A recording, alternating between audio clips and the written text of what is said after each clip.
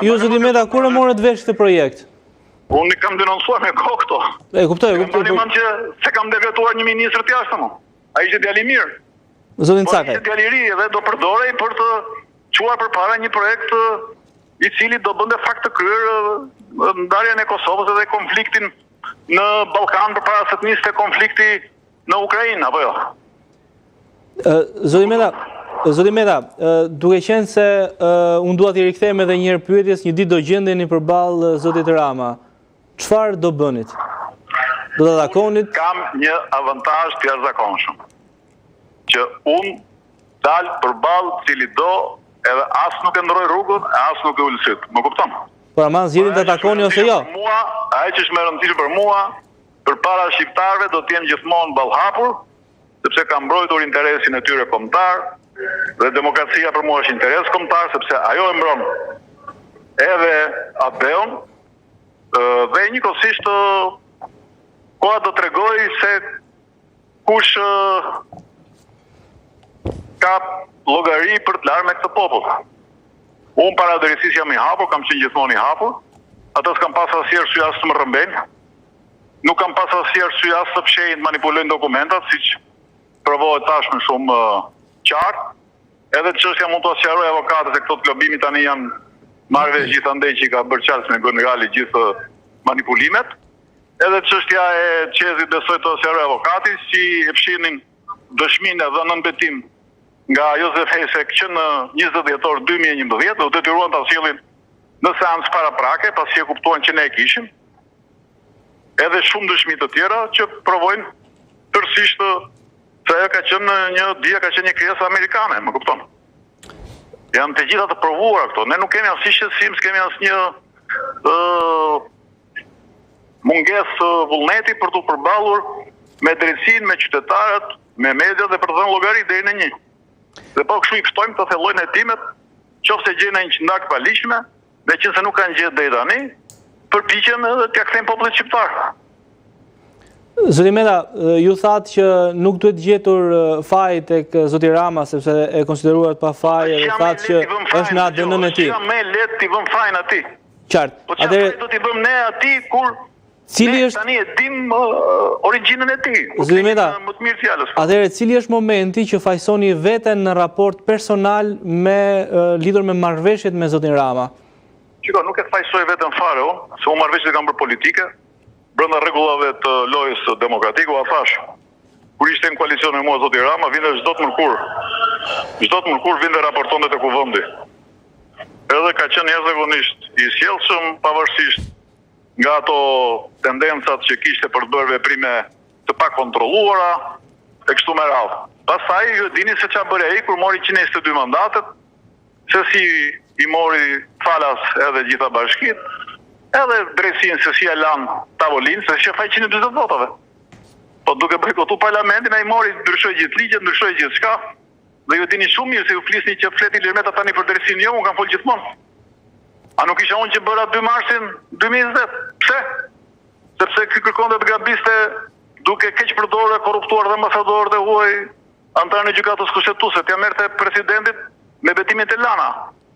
Unë s'kisha problemin e antarë gjykatës kushtetuese, se atë po fundit se kisha zgjedhur unë. Ai për zgjedhur prapë nga një komision ishte një nga 3 emrat. Por mënyra arbitrare e dhunshme që po bëhej deri në atë nivel ishte i cënimi i rënd i sovranitetit të vendit edhe i gjithë sistemit të drejtësisë, më kupton? Dhe ishte një përpjekje për të parandaluar këtë gjë që ka ndodhur.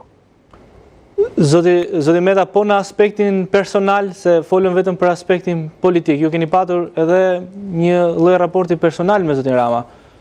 Nuk kam pasur prej kohësh në një raport veçantë personal, as me një politikan të veçantë në kuptimin raporte e mia kanë qenë kryesisht raporte politike, sigurisht që ne jemi 2 karaktere të ndryshme. Sepse kuptohet ai është karakteri i akrepit, unë jam karakteri i shqiponjës.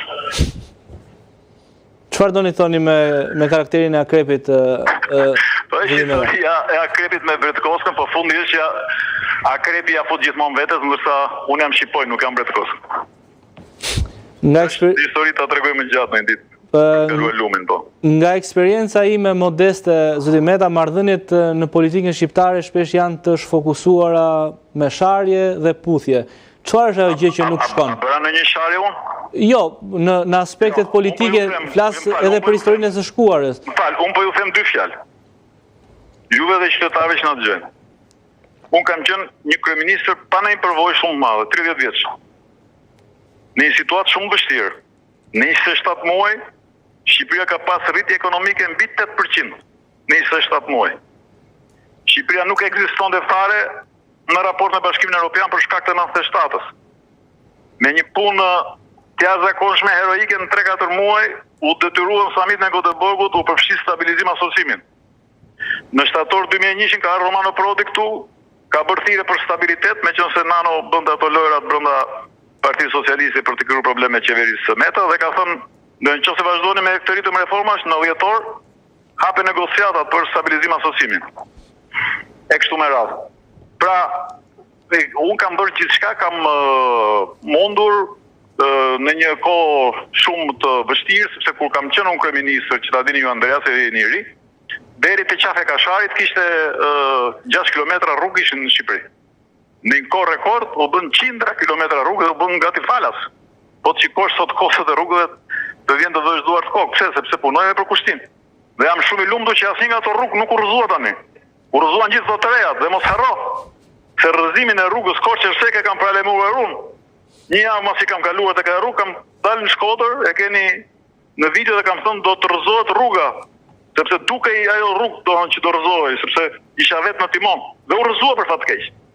Dhe kam vajtur prapë kam parë bashkë me Tedi Blushin, kolegun tuaj nga Korça, atje dhe ishte për të dhënë duart kokë. A filloi një hetim.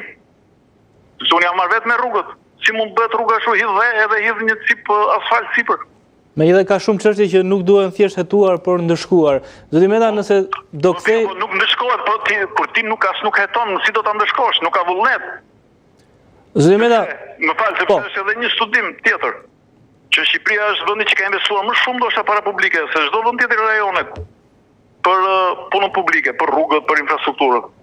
Por përse takon konvergjencës me Bashkimin Evropian është më keq se çka qenë para 10 vitesh. Çfarë do thotë kjo? Efikasiteti zero. Çfarë do thotë kjo? Korrupsioni në qiell. Ja kjo është.